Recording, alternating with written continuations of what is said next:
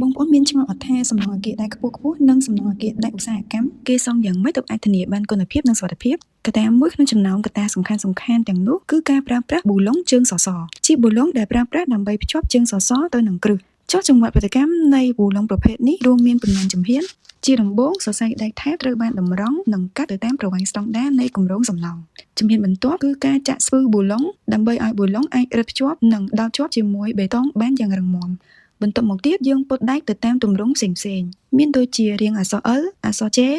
I ឬអក្សរ U ដើម្បីប្រើប្រាស់ទៅតាមមុខងារផ្សេងៗបន្ថែមពីនេះក៏មានការដុតកម្ដៅដើម្បីពង្រឹងភាពធន់និងការជ្រលក់ទឹកថ្នាំ Galvanized ដើម្បីការពារច្រេះផងដែរជំហានចុងក្រោយដែលមិនអាចខ្វះបាននោះគឺការធ្វើតេស្តគុណភាពនៃប៊ូឡុងដែលបានផលិតរួចដើម្បីធានាបាននូវស្តង់ដារផលិតនិងគុណភាពនៃការប្រើប្រាស់